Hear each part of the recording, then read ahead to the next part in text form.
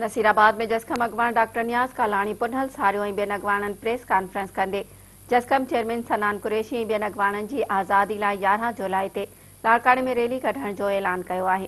कालका press club में press conference कंदे अगवाननि चयो त 11 जुलाई ते लाड़काणे में जसकम चेयरमैन सनान कुरैशी समेत गिरफ़्तार 250 ॼणनि जी आज़ादी ऐं सिंध दुश्मन मनसूबनि ख़िलाफ़ एहतजाजी रैली कढी वेंदी। उन्हनि चयो त 6 जून ते बहरिया टाउन में धारियुनि जी बालार ख़िलाफ़ पुरअमन एहतजाज कयो।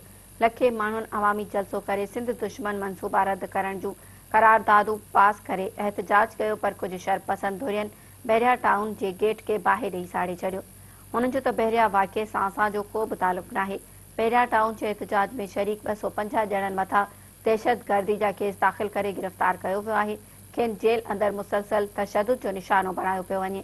अगवाननि चयो त 11 जुलाई ते लाड़काणे में पुरअमन एहतजाजी रैली कढी वेंदी।